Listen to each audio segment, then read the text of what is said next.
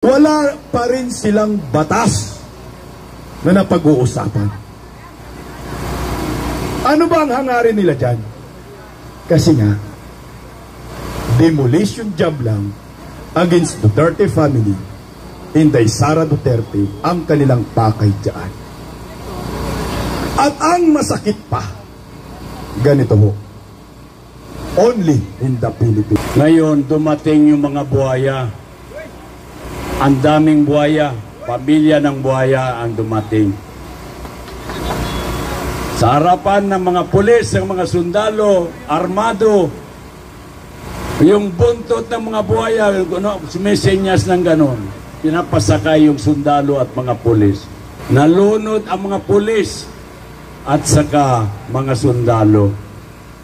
Natanong ngayon ng mga anak ng buhaya, Tay, bakit mo nilunod ang pulis at saka sundalo? Pag-respect ng mga kasama nilang pulis at saka baka pagbabarilin tayo. Simple lang ho ang aking mensahe. Gusto ko pong imulat ang maraming Pilipino. Nandiyan, nakatayo, mga security guards. Kung ano po ang nangyayari sa ating bayan ngayon. Ito, hindi yata biro ito nangyari. Napunta yung rescue team doon sa sa isang barangay. Wala namang bangka dahil napakalakas ng agos ng tubig. Ngayon, dumating yung mga buhaya. Ang daming buhaya, pamilya ng buhaya ang dumating. Sa harapan ng mga pulis, ng mga sundalo, armado, yung buntot ng mga buhaya, sumisenyas ng ganon. Pinapasakay yung sundalo at mga pulis.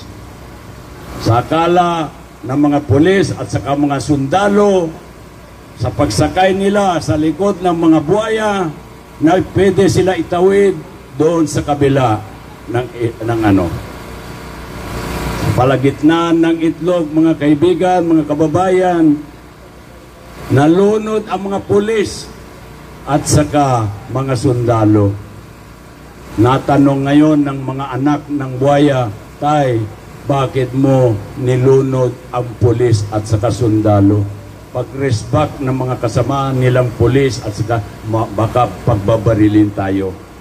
Ang sagot ng tatay, sabi ng tatay ng buhaya, anak, tahimik ka lang dyan. So, tumahimik ang mga anak. Sunod, ang pare at saka madre sumakay. Ganon din ang nangyari. Nalunod ang mga madre, nalunod ang mga pare. Ngayon, dumating ang mga kabinete ni Bongbong Marcos, yung mga congressman, ang Pangulo si Romualdez, doon sa Senado dumating din at kasama yung couple ni Bongbong Marcos at saka si Lisa. Sumakay sila sa likod ng mga buhaya, mga kapatid, mga kababayan. Nakapagtataka bakit nakatawid ang mga opisyales na sa administrasyon nito ni Bongbong Marcos. Nagtanong na naman ang mga anak ng buhaya, Tay, bakit mo tinatawid ang mga politiko na magnanakaw mga yan? Ang sagot ng tatay, napakasimple, tahimik mga anak dahil mas mahigit pa buhaya mga yan. Yun ang nangyari doon sa barangay na yun. Meron palang mas mahigit. Kaya nagrespeto ang mga buhaya sa mga nakakahigit sa kanila. So maraming salamat mga kaibigan ko. Sana magtiis muna tayo. Darating ang panahon na yun, lahat ng pinapaginip natin, gusto natin na mangyari sa buhay natin, darating yan. As God said, your time will come in an opportune moment. So, with hope and prayers, mga kapatid, laban lang tayo, tatag lang tayo, Duterte! Duterte! Mabuhay ang taong bayan! Mabuhay ang Pilipinas! Mabuhay tayong lahat! Maraming salamat. Maraming salamat po, sir. Susunod natin, si, si Kuyang Troy. Yan. Bihi. Habang nag-aantay tayo, isang makabagbag damdaming bayan muna. Bayan ko.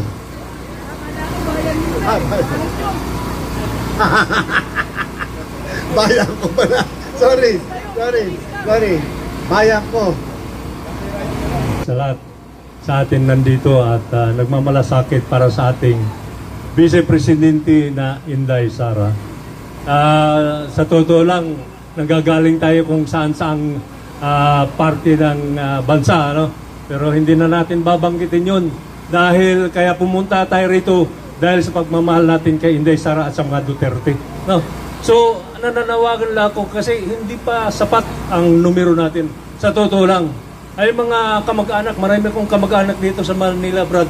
Yung mga pamangkin, sabi ko sa kanila, sumama kayo sa panawagan. Para kasi kung magsama-sama tayong lahat, mas matatag tayo, di ba? Kung ano ang gusto natin baguhin, mas madaling mapansin kasi marami tayo.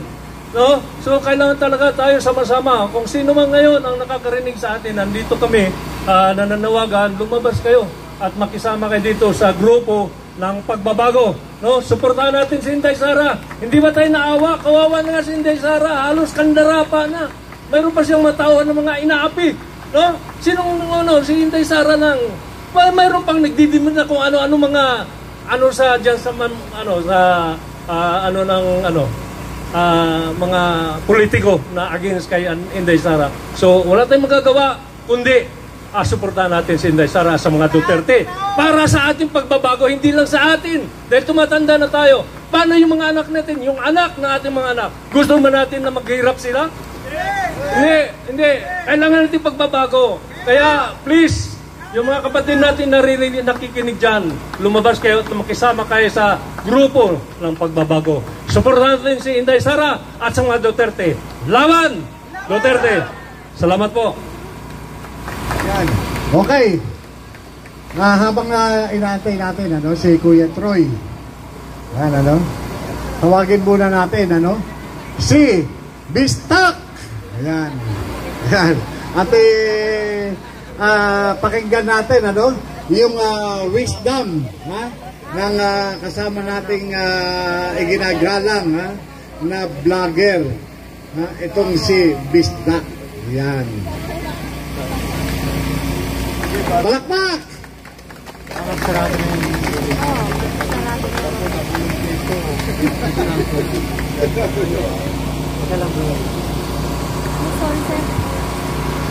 Magandang gabi mga kababayan ko.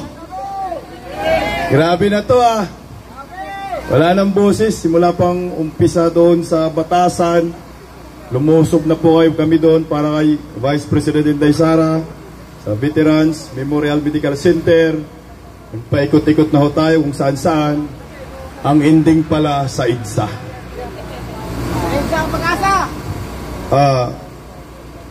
Simple lang ho ang aking mensahe. Gusto ko pong imulat ang maraming Pilipino. Nandiyan, nakatayo, mga security guards. Kung ano po ang nangyayari sa ating bayan ngayon. Gusto ko po tutukan itong ginawa ng mga kongresista ngayon. Lalo na ho dyan sa Tuwad Committee, tawag namin dyan, mga political vloggers. Ilang hearing na ba ang ginawa ng mga kongresista na yan dyan sa Tuwad Committee? Ilan? Di na mabilang? 12 na, tama? 12 na. Hindi ba nagtataka ang maraming Pilipino na first time in the history of the Republic of the Philippines, mayroong committee na ginawa sa ating bansa ngayon na pinagsama-sama ang apat na komite. Ang tawag nila ay Quadcom. Quad Committee, Quadruple Committee. Alam niyo ba kung ano ang hangarin nila? Hindi ho sila gumagawa ng batas. Hindi ho in aid of legislation ang ginawa ng mga buwaya diyan sa Kongreso, kundi in aid of persecution. Naninira lang sila. Wala naman talaga silang batas na ginagawa. Kasi nga ho, kung lagi po kayong nanonood ng mga hearing in aid of legislation during Duterte admin, siguro tumatagal lang ho yun ng mga tatlong bisis lang, 3 times lang. Mga 3 hearing lang. Pero ito, nakapagtataka. Bakit 12 na? 12 times na po sila sa kakahiring at pumunta na ho si Tatay Digong, nilusok na nga ho sila at pinapahiya na nga ho yung mga abugago na akala mo may alam sa batas. Wala pa rin silang batas na napag-uusapan. Ano ba ang hangarin nila dyan? Kasi nga, demolition job lang against Duterte family, Inday Sara Duterte ang kanilang pakay dyan. At ang masakit pa, ganito ho, only in the Philippines.